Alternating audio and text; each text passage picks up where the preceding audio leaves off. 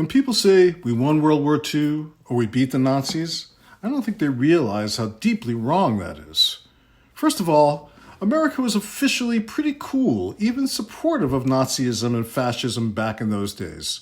Officially, we weren't particularly upset about the wholesale genocide going on in German concentration camps, though we were acutely aware of it.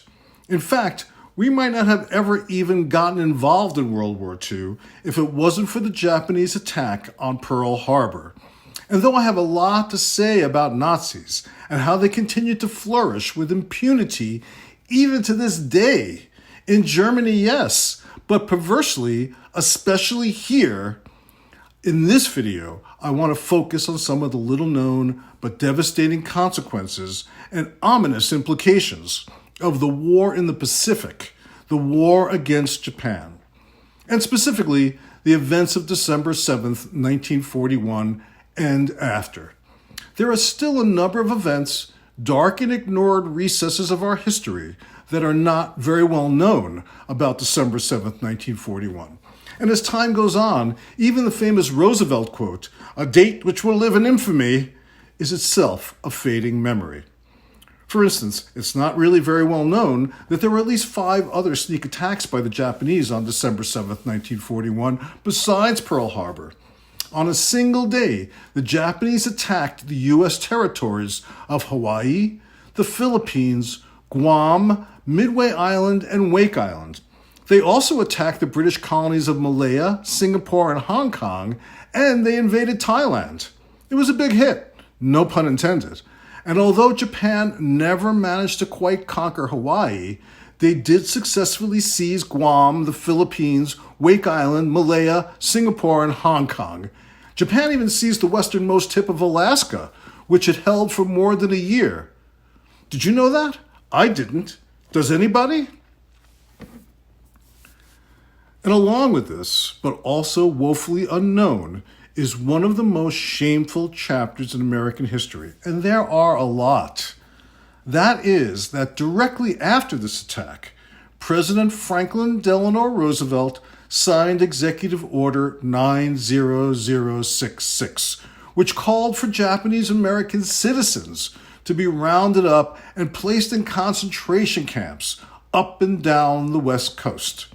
We now euphemistically call these places intern camps or relocation centers. It sounds less horrifying.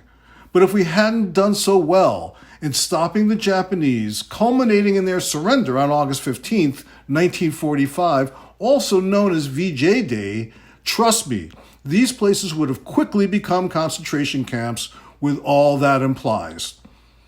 We would be covering up and rationalizing and justifying the genocide of Japanese Americans in our history, just as we have the wholesale genocide of indigenous Americans, rather than celebrating our victory on VJ Day.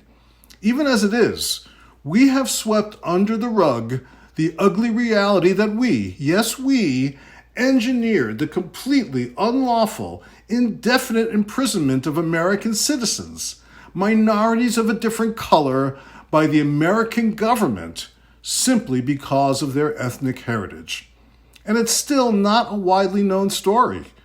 And of course, this includes not just men, but women and senior citizens, but also shockingly, up to half of the 120,000 prisoners were children.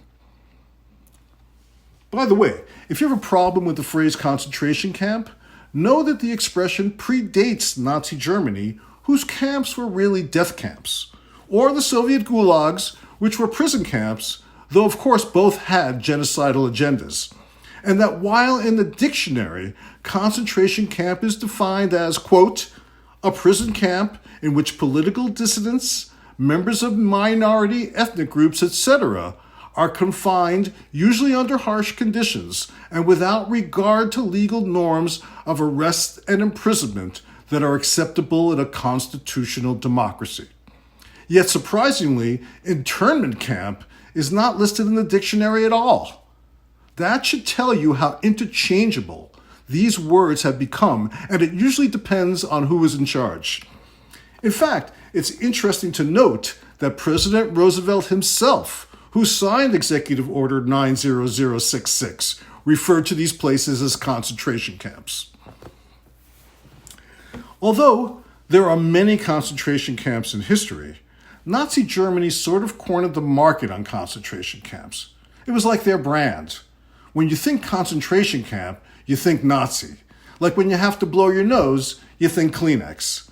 But it was actually the British Empire, always proudly one step ahead when it comes to genocide and torture and subjugation of minorities, who originated concentration camps during the Boer War. Remember that one?